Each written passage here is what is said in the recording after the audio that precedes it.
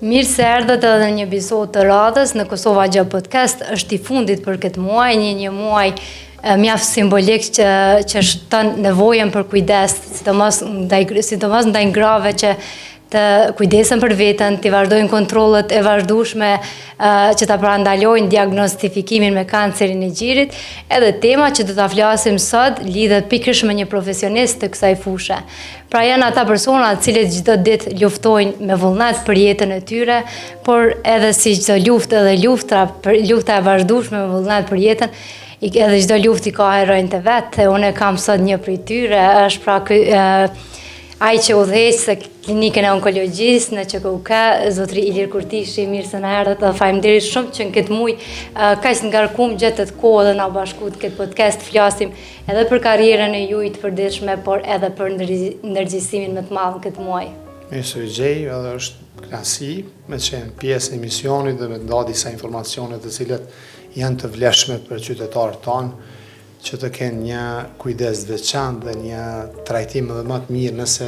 eventualisht ndonjë nga ata preket nga kjo sëmundje. Ceka qëllimisht sepse mjekët si ju jeni heronjë të këtyre pacientëve, të gjithë ata që kërkojnë shpresën edhe me vullnet vinë edhe ju drejtohen juve. Po kjo punë shpesh nxitet edhe nga misioni për t'ju shërbyer të tjerëve pa kusht, pa orar në çdo kohë, edhe ju jeni njëri nga ata. Po si e zgjodhët fillimisht këtë rrugë që ka ju nxiti? Po, ne si student mjekësisë, shumica nga ne kemi pas dëshirë të marrim ndonjë nga lëndët internistike, sidomos grupi im i ngushtë i kolegëve dhe shokëve në atë kohë. Edhe kur na bëhet një ofertë e veçantë ose shohim që delin specializim që ka lidhje me onkologji dhe atë kohë, ky specializim duhet kryej jashtë Kosovës, me qenë se nuk ishte kuadër në Kosovë të cilët do të bëjnë një trajnim të tillë dhe ishte deficit për Kosovë. Unë së bashku me disa kolegë vendosëm që ta marrim këtë specializim dhe gjatë atij rrugtimi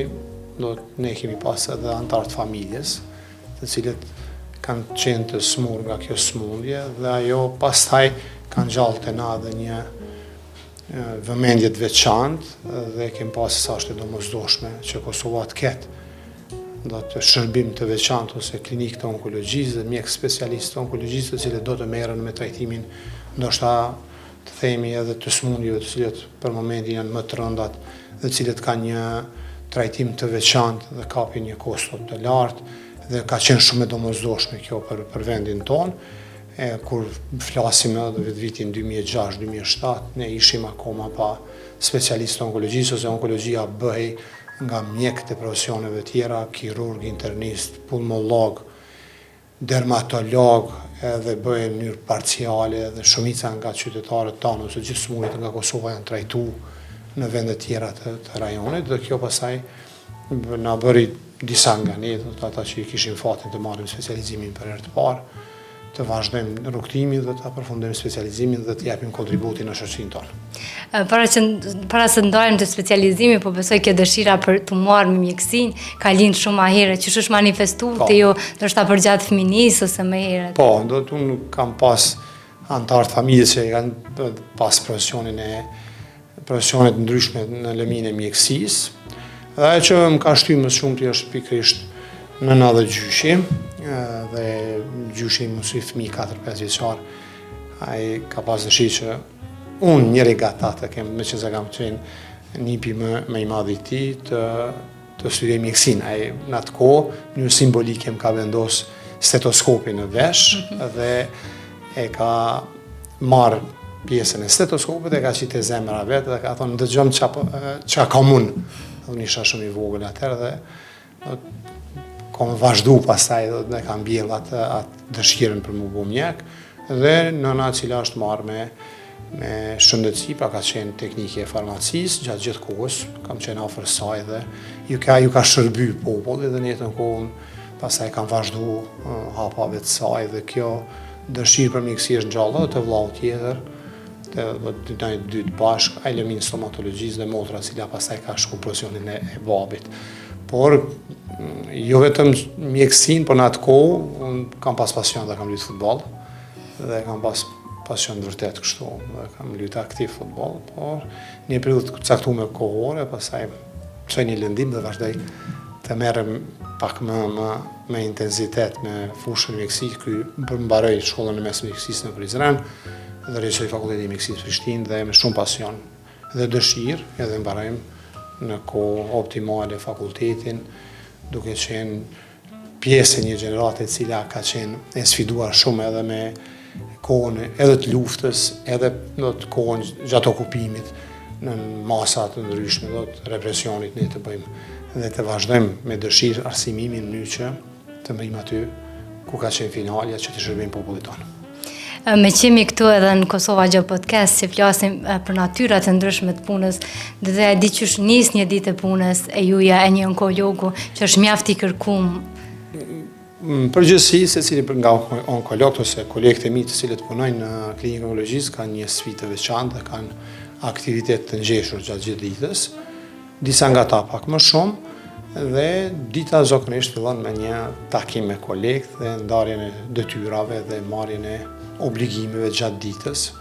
ku një fluks i konsiderueshëm i pacientëve lajmërohet në klinikë dhe pastaj fillojmë do të me ekzaminimet e duhura, do të kontrollat, ordinimin e terapive, në njëjtën kohë merremi edhe me punë tjera të cilët i kemi gjatë ditës, me cilën duhet klinika të menaxhohet së bashku, pra me ekipën e cila punon aty së bashku me krye-infermier, do të shefat, me shërbimet e veçanta të cilët kryen në klinikë, me qenë se kemi dy lloj shërbimeve, në shërbimet e kimioterapisë dhe radioterapisë, pastaj shërbimet e veçanta të psikologjisë, fizioterapisë dhe shërbimet tjera përcjellëse të cilët e përcjellin punën tonë. Gjatë pjesës tjetër të ditës, me qenë se unë jam angazhuar edhe në arsim, e ndaj një pjesë gjatë kohës mbajtjes së ushtrimeve dhe ndonjë ligjëratave me student, dhe jemi në shërbim, do të tanë kohën në menaxhim të këtyre pacientëve të cilët kanë nevojë për shërbime onkologjike dhe për të cilët gjatë gjithë kohës pra marrin trajtime të duhura në klinikën tonë. Ne vazhdimisht po flasim këtë muaj për tetorin rozë dhe kemi një vëmendje më të madhe të prekurit me kancer të gjirit, por për juve kjo nuk është vetëm një tetor, është përditshmëri në gjitha ditët e vitit, por çfarë kuptimi ka për ju ky muaj me që edhe ne bashkohemi në misionin e juaj? Po, kjo do të është një muaj i cili në Kosovë do të ka bërë jehon disa vite, dhe kjo është gjë shumë e mirë dhe kjo fal aktiviteteve të shumta të cilat janë bërë nga shoqatat e ndryshme, sidomos e para ndërtohet shoqata Jeta Vita ose qendra kombëtare për luftë kundër sëmundjeve me zonën Afie Latifi, e cila ka filluar qysh nga viti 2007-2008 të merret me këtë problematikë, me qenë se edhe vetë ka qenë e prekur në sëmundje, dhe pastaj vitet e fundit kemi disa shoqata të cilët kontribojnë në regione të ndryshme të Kosovës që të sensibilizojnë popullatën dhe të bëjnë ekzaminime dhe kontrollat të vazhdueshme që sëmundjet e gjirit të jenë të detektueshme sa më herët dhe trajtimi pastaj të bëhet sa më lehtë dhe më mirë. Ajo një tetor ne e kemi çdo ditë, pra çdo ditë pacient ose qytetarët tonë preken me këto sëmundje dhe kjo nuk duhet të ndalet vetëm në muajin tetor, po duhet të vazhdojë secilin muaj dhe secilën ditë dhe secilën javë. Dhe në këtë kuptim shoqatat për sëmundjen për ndërgjegjësim dhe trajtim sëmundjeve maline të xhirit janë më aktive dhe kanë bërë më shumëti.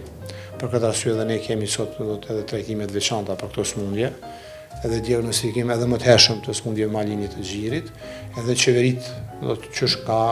prej fillimit qysh nga vitet e hershme pas luftës edhe tash në Moskovë të fundit kanë bërë investime të duhura në klinikën e onkologjisë, në kuptim të infrastrukturës, pajisjeve mjekësore, shërbimeve shëndetësore, furnizimeve me bana,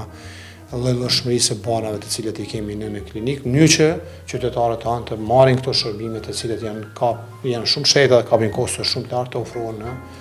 në klinikën onkologjisë, je vetmja klinikë publike e cila bën trajtimin e këtyre sëmundjeve maline të rriturit, pra të adultët, me kapacitetet e duhura të nevojshme me të cilat klinika disponon dhe me të cilat klinika do të trajton pacientët e moshave të ndryshme nga mosha 18 vjeçare të tumoreve solid me protokole dhe udhërrëfyz ndërkombëtar të cilët zbatohen në secilin vend të rajonit dhe Evropës. Më të si vjetme ishte që me ty fillon parandalimi edhe pikërisht do flasim se si ne mund ta parandalojmë këtë sëmundje, kush i ka predispozisat më të mëdha për tu prekur edhe çka do të bëjmë jo vetëm gjatë këtij muaji, por vazhdimisht cilat janë shenjat që ne duhet ta alarmohemi, që të bëjmë kontrolle eho apo mamografi. Atëherë ajo që është domosdoshme është që një femër e moshës 40 vjeçare të bëjë një mamografi. Do të gjithë ata që na ndëgjojnë, nëse nuk e kanë bërë këtë, ne inkurajojmë që ta bëjnë. Nuk ka asnjë dëm për shëndetin, përpos një diskomfori të vogël për gjirin, po ka një benefit shumë të madh për shëndetin e atyre personave, femrave të moshës 40 vjeç e mbi, të cilët asnjëherë nuk kanë bërë një mamografi dhe një ultrazet të gjirit. Dhe një bëjmë apel, derisa nuk aprovohen protokollet dhe screeningu nacional kombëtar i cili do të vojza do të obligonte secilën femër të kësaj moshe të kryente një ekzaminim, ato ta bëjnë me dëshirë. Kosova ka kapacitetin, shërbimet publike të bëjë mamografi në secilin qytet të Kosovës, është e pajisur mirë me aparatur, ka ekspert të cilët i lexojnë ato mamografi dhe mund për shembull jo vetëm tetor bëhet më shumë, po secilin ditë të javës, secilin muaj të bëjnë një kontroll, një mamografi dhe të vrej një ndryshim i cili nuk vrehet me metoda tjera, pra nuk mund të preket. Të vetë kontrollet. Nuk mund të preket jo vetëm nga qytetari, nga personi i cili ekzaminon gjirin, po nuk mund të detektohet as nga mjeku i cili mund ta ekzaminojë me dorë. Dhe mund ndonjëherë të mos vrehet as me një ultrazë nëse e ka bërë. Edhe kjo metodë e cila mund ta zbulojë një ndryshim që ne e kemi prezent trupin ton, por që ne nuk e kemi vrejt, do të thotë shpëtim i jetës. Pra, ne nuk duhet të frikohemi në asnjë mënyrë të bëjmë mamografi dhe ne nuk duhet të mburremi se nuk kemi qenë asnjëherë te mjeku, se kjo është gabim. Dhe të themi se te mjeku shkojmë vetëm atëherë kur kemi probleme, pra atëherë kur kemi probleme të cilet nuk mund t'i zgjidhim vetë. Por kjo është një metodë që e ndihmon shumë do të zbulimin e hershëm të sëmundjes, është realisht një lloj parandalimi dhe bën që pacienti, qytetari, i cili e ka këtë problem, sëmundjen ta ketë gati të shërueshme ose plotësisht të shërueshme nëse është në stadin 0 me një intervenim mjekim të vogël kirurgjikal. Meqense vendet e Evropës me metodat e screeningut, shumica sëmundjeve maline të gjirit gjenden në fazën e hershme 0, 1 ose 2. Në Kosovë, për fatin tonë të mirë, po jo të mjaftueshëm, do të ne gjejmë sëmundjet maline të gjirit në stadin e parë dhe dytë në 50%, derisa para 5-6 viteve ka qenë kjo më e ulët, ndër 40% ose 30% janë zbuluar në stadin e parë dytë. Ky ndryshim prej gati 20% këto viteve të fundit është një shenjë e mirë se kemi një ndërgjegjësim, vetëdijsim dhe kjo është fal këtij muaji dhe shoqatave të ndryshme të cilët merren me ndërgjegjësim, por dhe qeverive, Ministrisë së Shëndetësisë, Institutit Kombëtar Shëndetit Publik, sidomos dhe veçanërisht në radiologëve dhe sidomos dhe veçanërisht kolegëve të mi onkologë dhe shoqatës onkologëve që cilët kanë bërë ligjërata të ndryshme në qytete të ndryshme të Kosovës me grupacione të ndryshme, do të shtresa të ndryshme të edukimit shëndetësor dhe kanë bërë informata të duhura të cilat pastaj kanë motivu dhe i kanë një farforme i kanë orientu që femrat e kësaj moshe të bëjnë kontrolla dhe ne t'i gjejmë këto sëmundje në këtë përqindje mbi 50% stadet e hershme, kur edhe mjekimi është më i mirë. Pra, prap ju bëjmë apel që të bëjnë mamografi, nëse nuk e kanë bërë asnjëherë ta bëjnë. Çfarëdo moshe që kanë mbi 40 vjet, edhe ta hekim atë vesin ose atë merakun. Po merakun, jo, dhe ndërdijen tonë që ne jemi shëndosh të mirë, nuk kem nevojë me shku te mjeku, prapë ju them, pra, një mamografi e shpëton jetën nëse gjen sëmundjen në stadin 0. Dhe kjo ka ndodhur më herët kur me një mamomat mobil, me një kamion, i cili është bler nga gratë deputetet Parlamentit Kosovës viteve përpara, dhe kur janë bërë ekzaminime në disa regione të Kosovës dhe në testu femrat moshës 40 vjeçare, është pa që në një numër të konsiderueshëm të tyre janë zbuluar disa raste. Mund të jenë 5-6 raste, 10 raste të femra të cilët nuk kanë pas fare shenja. Dhe ato fal një ekzaminimi të tillë, zbulimit të hershëm të sëmundjes, sot jetojnë, kanë pas trajtim shumë të lehtë, shumë të thjeshtë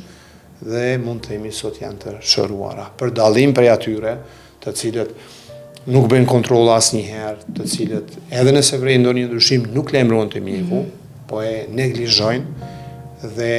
themi kushtimisht pritojnë me bërë. Ose për shkak të frikës, më shumë. Ato janë disa besytni ose cilat janë ndoshta ato mitet që ne duhet t'i shmangim sa i përket. Po, mitet të cilët neve si shoqëni na lejnë pak mbrapa dhe na vënë në një pozicion jo të favorshëm ose të keq në kuptim të zbulimit të hershëm sëmundjes. Meqense edhe jemi si shoqëri e tillë, e cila edhe do të kemi dalë nga lufta, kemi një edukim shëndetësor i cili vazhdimisht do të përparon dhe vazhdimisht kemi risi në këtë kuptim dhe duhet jemi në linjë me rekomandimet e shoqatave evropiane, botnore, të cilët vazhdimisht apelojnë dhe të cilët rekomandojnë se çfarë duhet bërë dhe çka është më e mira për shëndetin tonë. Pra mitet janë se nëse bëhet një mamografi mund të shkaktoj sëmundje malinjeve të xhirit, mund ta dëmtoj xhirin, mund ta dëmtoj një femër për shembull në të ardhmen që me pas ndonjë sëmundje, vetëm sëmundje të xhirit që janë të mitet të cilat nuk qëndrojnë dhe të cilët janë do të sot në botë në këtë revolucion teknologjik duhet jenë minimale ose të vogla, pasi që sot ne mund të marrim informata nga mediat, nga interneti, por informata duhet të kemi kujdes që të jenë të filtruara dhe të jenë të kujdes që se nga i marrim ato informata, se mund marrim informata edhe të gabueshme dhe ta në orientojnë në mënyrë të gabueshme, por nëse informatat i marrim ashtu siç janë dhe marrim pastaj informacione për njerëzve kompetent, ne mund të prim deri te ajo që është finalja dhe zbulimi i hershëm ose parandalimi i sëmundjes. Kur themi parandalim, ne mendojmë zbulim të hershëm, jo me parandalu kancerin, sepse nuk ka, ne mund të ndërmarrim disa veprime me të cilet dim se mund ta ulim riskun për këto sëmundje ose disa faktorë të cilët janë të jashtëm, pra faktorë të cilët kanë ndikim në sëmundjet malinje, këtë rast edhe të xhirit, pasi që është një aktivitet jo i dur fizik, ose një ushqim jo i shëndetshëm, i pasur me kalori, ose një ekspozim ndaj substancave të ndryshme në ambient punës, apo ndonjë përdorimi i disa barnave, e kështu me radhë, dhe konsumimi i duhanit, për shembull, është një faktor shumë i rëndësishëm në shfaqjen e sëmundjeve malinje. Ne këta faktor mund t'i ulim ose t'i zvoglojmë, po prapse pra sëmundjet malinje mund të lajmërohen. Edhe këtu ka rol edhe faktori gjenetik, por ne kemi bartim disa gjene të cilët i trashëgojmë dhe ne nuk mund t'i ndrojmë. Njëjtë sikurse nuk mund ta ndrojmë gjinin dhe nuk mund ta ndrojmë moshën. Atë moshë që kemi. Nëse gjinia po ndrohet. Ne, themi kushtimisht, po. Po, dhe edhe pse ndrohet gjinia, rreziku ekziston. Edhe nëse ndrojnë po në gjinin, po hormonet dhe faktorë tjerë hormonal që i ka një person, ato janë aty prezente dhe nëse ka faktorin trashëgues dhe ndërveprimin e faktorëve të jashtëm, atëherë mund të lajmërohen këto problematika të cilët kërkojnë një zgjidhje adekuate. Po do ta cekim që kanceri i xhirit nuk ka gjini, me qemet e gjinia dhe mund t'i prek edhe burra. Botën femërore. Po i prek edhe burra, ndoshta është një mesazh shumë i mirë që folën për mitet, që edhe burrat nëse vren ndryshime apo një nga këto shenjat mos hezitojnë dhe të bëjnë kontrolle. Në 100 persona femra me kancer është një mashkull dhe Kosovë kemi parafërsisht kështu situatën, pra rreth 450 femra çdo vit identifikohen me kancer të xhirit dhe nga ky numër nga 460 persona, 3-4 janë meshkuj ose burra, zakonisht moshave mbi 30-40 vjet, por këtë vit kemi edhe meshkuj të moshës 6 vjeçare, pra sëmundja atakon shumë rrallë mashkullin, po është e mundshme. Për dallim prej femrave, që është më shpesh, është tumori më i shpesh në botën femërore, dhe sipas dhënave të fundit, 1 në 8 femra mund të preket me kancer xhiri dhe ky numër do të shkojë do të rritët incidenca sipas parashikimeve dhe mund shumë shpejt 1 në 7 femra gjatë jetës vetë mund të ketë smundje malignet të gjirit, prandaj është shumë e rëndësishme që bën kontrolla të bëhet. Kosova është një vend i vogël, me një popullat relativisht të vogël, edhe me mundësi dhe kapacitete që këto smundje t'i zbuloj herët, falë faktit se është e furnizuar mirë me aparatur në sektorin publik, të mos flasim për sektorin privat, ku dhe sektori privat është i furnizuar shumë mirë me aparatura dhe me ekspert, të cilët mund të bëjnë një kontroll, një ekzaminim korrekt, një diagnostikim korrekt dhe në këtë mënyrë ta shpëtojnë jetë. Pra, doktor, më pëlqej shumë mesazhi që dha që edhe të mos bazohemi vazhdimisht në kërkimet që i bëjmë në internet, apo qoftë me ChatGPT, por gjithmonë kur kemi dyshime të shkojmë të konsultohemi me profesionistet. Patjetër. Ekziston një thënie shumë e mirë, kur e bëjmë një kërkim, del gjithmonë ajo që ka seon më të mirë, jo ajo që është e vërteta për diagnozën që ju e keni. Është e vërtetë. Ju punoni në një sektor mjaft ndihshëm ku përveç trajtimit edhe profesionalizmit ka shumë rëndësi edhe komunikimi, por edhe ana emocionale, qoftë e pacientëve, po edhe ju që përballeni me raste të rënda. Si mundoni me balancu këtë aspekt? Në fillim do të me qenë se është e re disiplina onkologjisë dhe lëmia onkologjisë në Kosovë, po jo tjetër ka. Ne kemi pas një sfidë veçantë si profesionistë kësaj fushë, por do të viteve që është fillim nga viti 2010 e kështu me radhë, por me kohë, ne do të me qenë se ne zbatojmë rregullat e etikës mjekësore dhe duhet sillim në mënyrë profesionale, këtë e kemi harmonizuar edhe me qëndrimet e mjekut, që në kodit etik të mjekut dhe vetë profesionistëve shëndetësor, dhe është e vështirë në një kuptim me qenë se krijohet një lidhje emocionale mes pacientit dhe mjekut në situata të ndryshme. Ne dimë se me çfarë po përballemi, e kuptojmë mirë situatën dhe dëshirojmë të bëjmë më të mirën për pacientin tonë. Dhe kjo smundje është e tillë. Do të në krejt botën, do të qendrat më të mira botërore do të mund të përfundojnë me mënyrë jo të mirë, mënyrë tragjike, pra edhe përkundër faktit që ka trajtime shumë të avancuara, shumë specializuara, të gjitha formave, mos e modalitetet të trajtimit, qofshin ato kirurgjikale, qofshin onkologjike, medikamentoze, qofshin imunoterapi, qofshin radioterapeutike, qofshin të fundit si vaksin, prapse smundja mund, me qenë se qelizat e tilla janë që mund ta sfidojnë organizmin dhe ta dëmtojnë seriozisht. Dhe kjo pasaj do të na vën në një sprovë të veçantë dhe gjithmonë kur përfundojnë ashtu siç është nuk dëshirojmë, do të ndihemi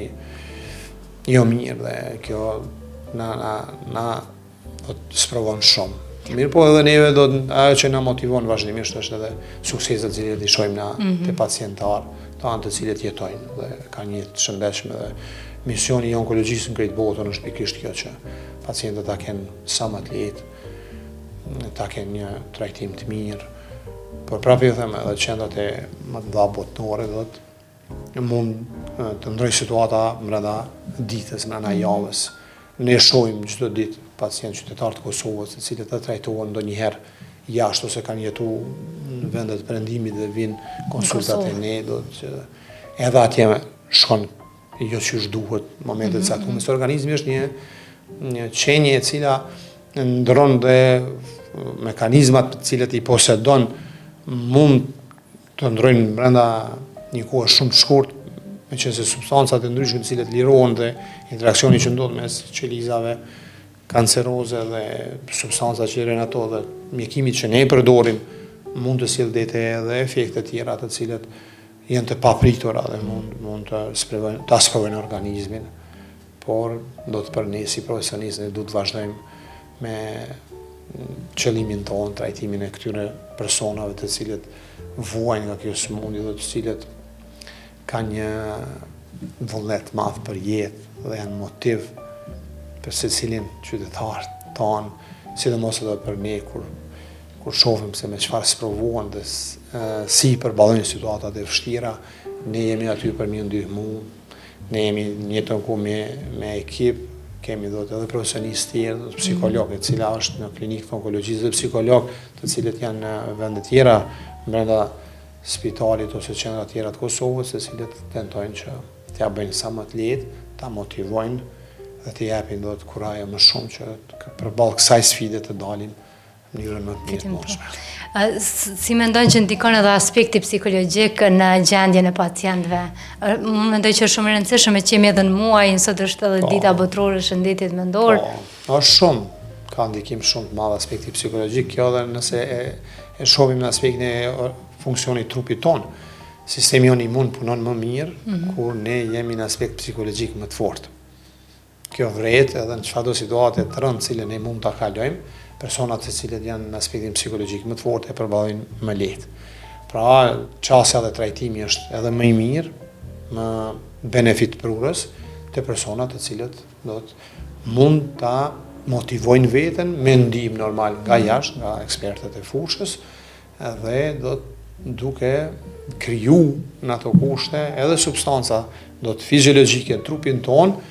duke kriju edhe qeliza të veçanta, duke i rrit numrin e atyre qelizave dhe këtyre substancave kimike të cilët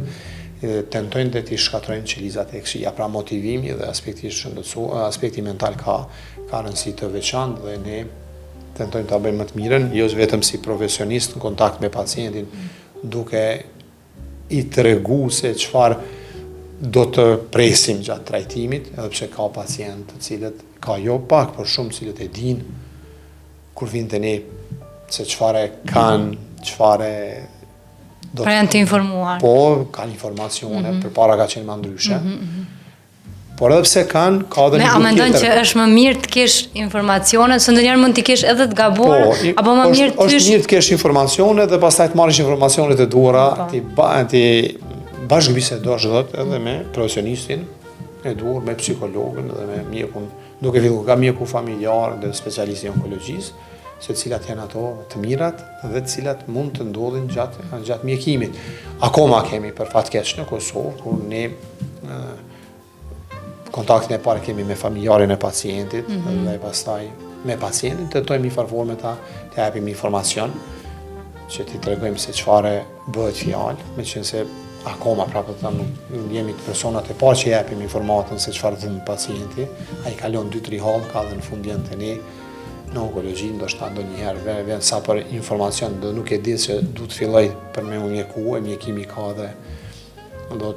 i ka të mirat e veta, ka rreziqet e veta dhe i ka benefitet e veta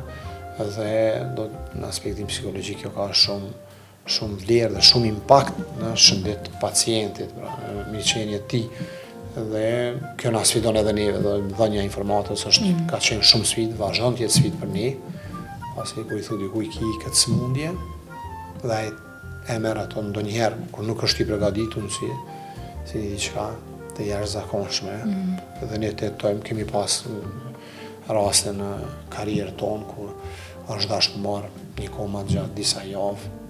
Për ta pranuar. Për ta pranuar, smundjen e vetë se çfarë është, për ta pranuar pastaj, për ta rivlerësuar, diskutuar me ne, me anëtarët familjes, me ekspert tjerë, ndoshta edhe për ndonjë mendim tjetër se a është e duhura mjekimi apo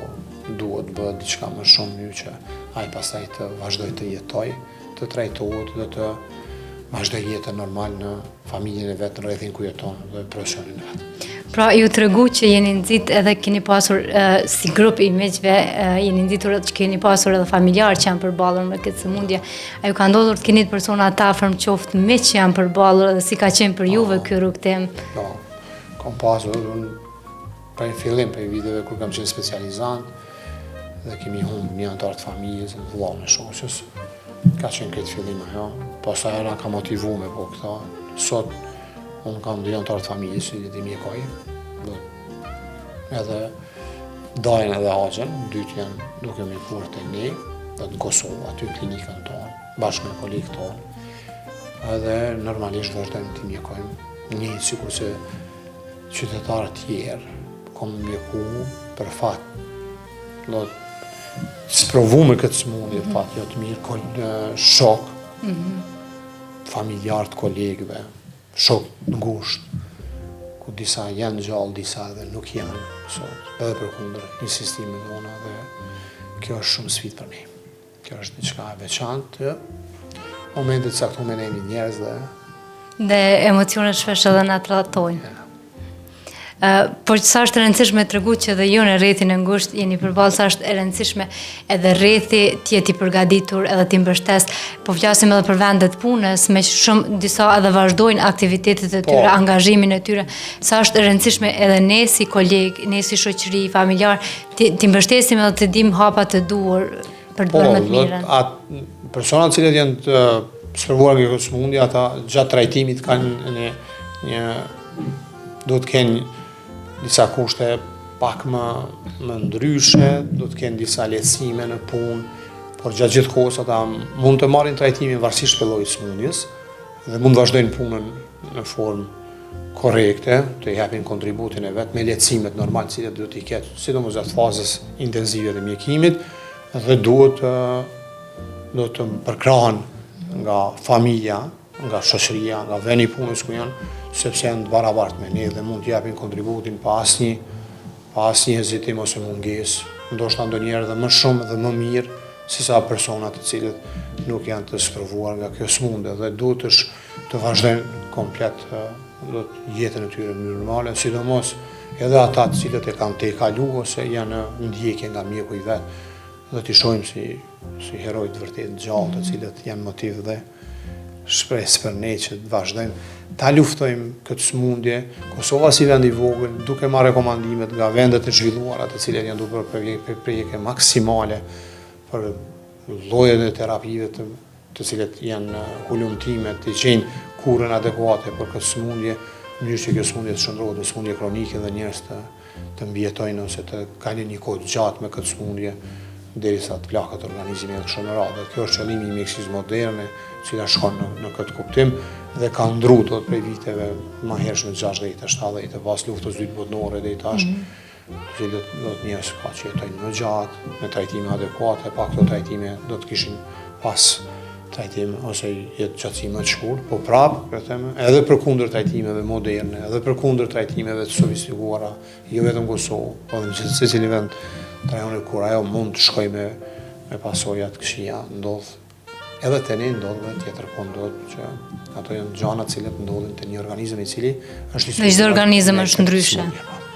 Cilat janë ndoshta ato mësimet më të mira që keni marrë gjatë karrierës ose ndonjëherë i quajtë si herojnë të vërtet çka mësoni ju nga vetë pacientët? Do të provat e ndryshme të cilët i kemë pacientë gjatë kohës kur ata kanë trajtim, kur ndonjëherë diçka ndron, kur ndonjëherë diçka nuk shkon siç duhet, por edhe në anën tjetër kur diçka shkon mirë, edhe kur do të ne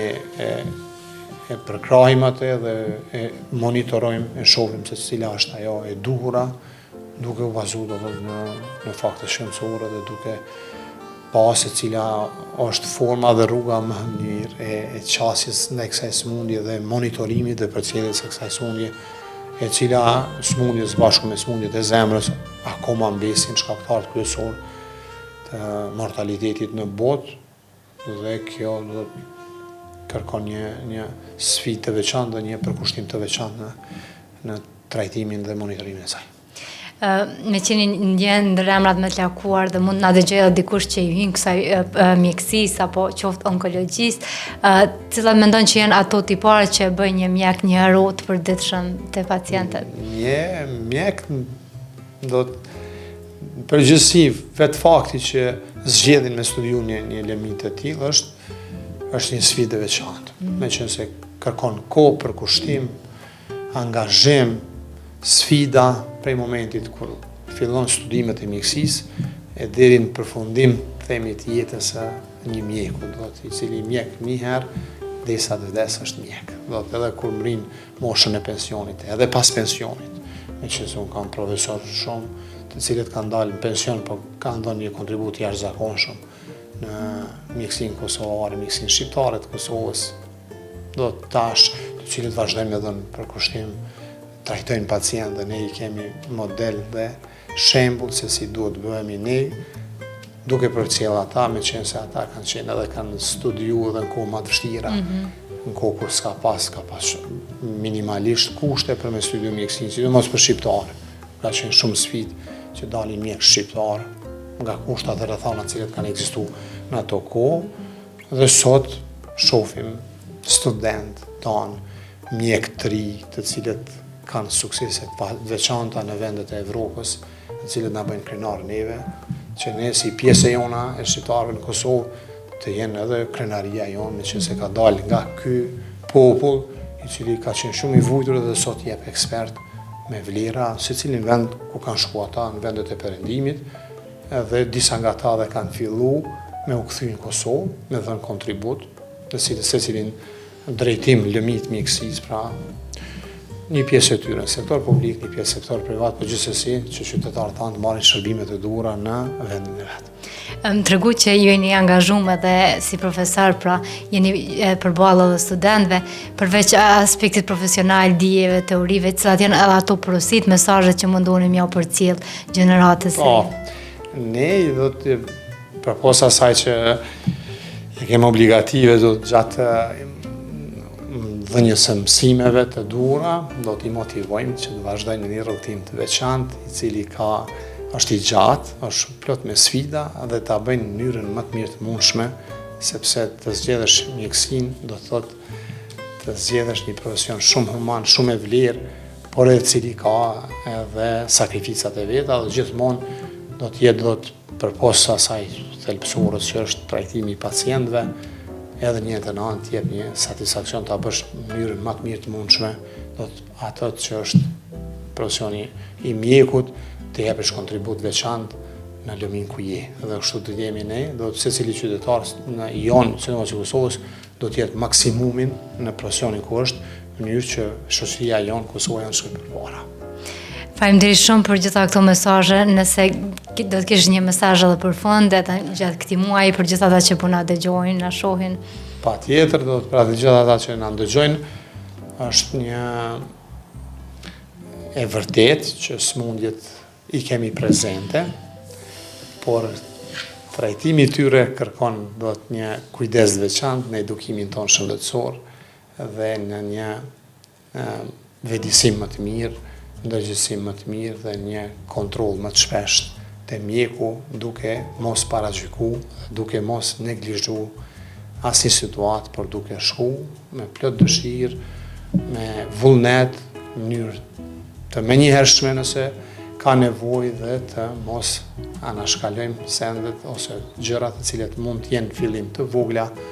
po me kalimin e kohës të bëjnë të mëdha, të na rrezikojnë shëndetin tonë. Mua më pëlqen një status që përsëritni vazhdimisht i takimit me një grua e cila vazhdimisht është e buzëqeshur dhe me një motivim të madh për jetën, që kjo buzëqeshje dhe ky motivim na rrezatoi, na përcjell edhe neve. Patjetër, këto i kemi ne, i shohim edhe në klinikët e ne, sidomos kur i kalojnë trajtimet, do të që pacientë tanë, edhe pse janë të sfiduar nga smundja dhe nga tretmani, prapse gjejnë buzëqeshje dhe vazhdojnë jetën duke qenë duke pranuar realitetin dhe duke qenë motiv për tjerët se si duhet vazhdohet të luftohet me shëndetin, të luftohet me smundjen për shëndetin tonë dhe të japim kontribut aty në shoqërinë tonë. Faleminderit shumë për gjitha këto mesazhe. Pra, po përmbyllim me mesazhin e juaj që kujdesi është mënyra më e mirë e forcës dhe këtë ta vazhdojmë jo vetëm gjatë muajit tetor, por edhe gjatë gjithë ditëve të tjera. Ishte kënaqësi.